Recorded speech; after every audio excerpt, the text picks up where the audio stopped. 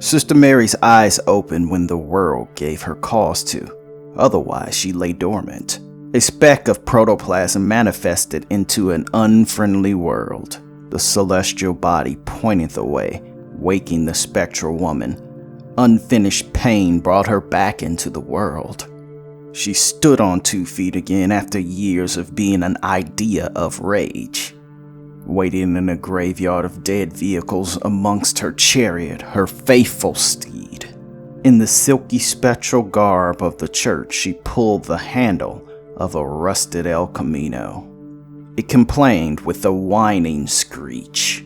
The nun moved towards the ignition and a key sprung to her hand as if it were always there. It turned in the rusted ignition, and the beast that was long dead coughed a gout of black smoke, then rumbled to life.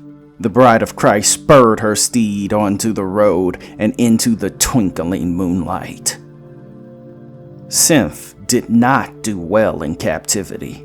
Even though he had the run of the entirety of Formico Studios, for someone that craved the road, he may as well be confined in a cell. He looked under the hood of a car that was so experimental, even someone heavily invested in vehicles would be hard-pressed to know the make and model. Delta was in the midst of changing the tires, while Pally sat outside of the oversized hangar doors of Studio 11. He drank a beer calmly with a cowboy hat tipped down zenly. "This one is almost ready to go," said Synth to Delta, who bounced the discarded tire away and let it roll into the studio doors. "Do you think—" Synth began to say. "No," Pally blurted, knowing exactly what he intended to say. "You don't even know what I was going to say," said Synth. "Oh, I know what you were going to ask, and you shouldn't even be thinking about asking Claiborne for any more favors.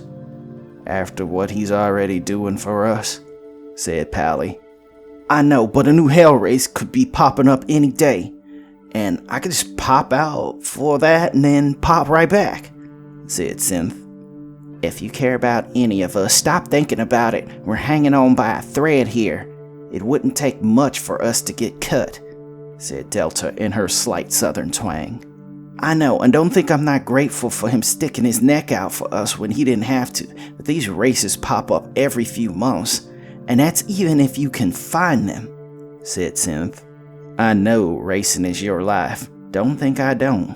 But look at what it cost us, all because you couldn't keep your feet off the gas. We're 3 instead of 4. It's not worth the risk," said Pally. Synth heard his coterie mate just fine, but he didn't understand what being a true racer meant. If you couldn't put everything you loved on the line, you weren't actually a true racer. Now that he was kindred, risking his life meant even more. If he toed the line and made all the correct and calculated moves, he could live for hundreds of years, maybe even forever. But what was life really if you weren't willing to lose it? You were just as dead as some of his kind were if you worked with death instead of spitting in his face. Synth didn't want to argue this, because he knew that he was wrong. That was not the part of the equation he had issue with. It was the safety for safety's sake he would never understand. The Hell Race was the ultimate race. No holds barred, nothing was forbidden. All that mattered was being first across the line. The prize brought all kinds, manster and man alike. Things that made no logical sense towards the natural order crawled from whatever rock they may have been hiding. The prize itself was whatever you wanted it to be. It was said that you could bend reality to your will if you won. Synth couldn't be sure, but he assumed it was a holdover from when the LaCroix family ran things and merged their power with the Waits, who were frantically obsessed with racing. It was well known among supernatural circles that the LaCroix family were mages that were said to frequently bend reality to their will. It wasn't known if they started the Hell Races in collaboration with the Waits, but those that were in the know tended to assume that. Near the midnight hour, there was a flicker across the face of the moon, a twinkle like a coin that caught a glint of sunlight, even though it was the dead of the night. Synth had done the Hell Race twice before. His first time, 5 years ago, when he was still human. He literally followed the moon's light on a whim, as if he were summoned, until he stumbled upon the battlefield of cars under the city. He had no idea what the stakes were, or the nature of the creatures he faced off with. To him, they were just odd-looking people with hokey gimmicks. He sped through the tunnels, leading the pack, minding the signs, and he was on track to take it all until someone sideswiped him. He wiped out hard and was crushed beyond belief. The person that did hobble over the finish line was an elder vampire.